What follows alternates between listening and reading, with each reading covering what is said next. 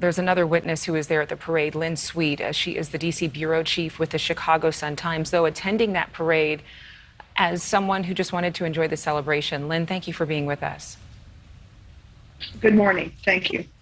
How are you feeling about all of this? I would imagine you overheard at least part of the interview that I just had with Michael.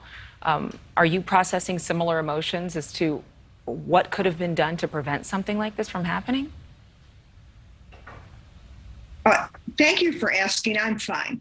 I'm a trained professional in a sense to go and record and watch these things. So I'm fine. I think whenever there is a crime, or frankly, any crime, even all the gun violence in Chicago that happens on a daily basis, you always say, what could have prevented it?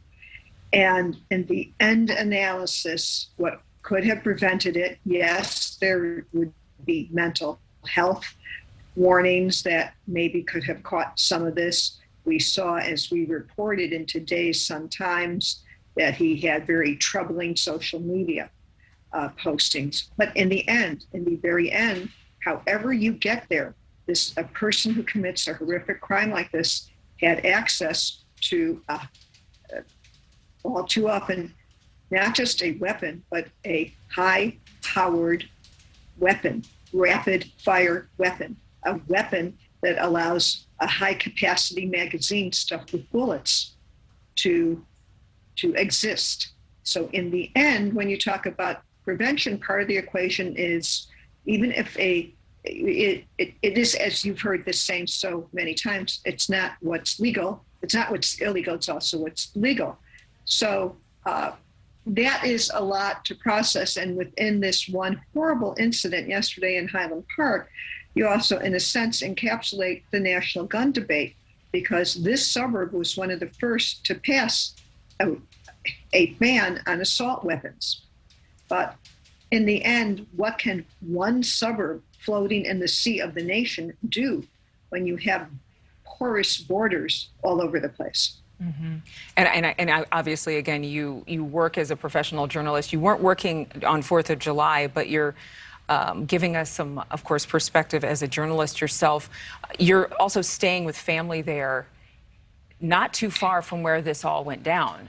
I just was there. I just checked out. So just to give a sense of place, the central downtown area is still a crime scene. There's police tape up. You still have near the reviewing stand all the scattered debris of things people bring to parades that are frozen in time. The chairs, the water bottles, the knapsacks, the blankets, all that is still there. And there are a lot of police still on the scene.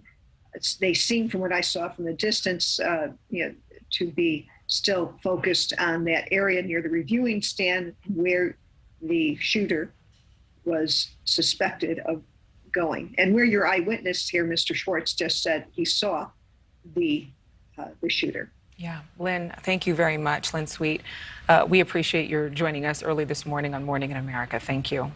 Thank you. Thank you for watching. Go to newsnationnow.com to find NewsNation on your television provider. And don't forget to click the red subscribe button below to get more of NewsNation's fact-driven, unbiased coverage.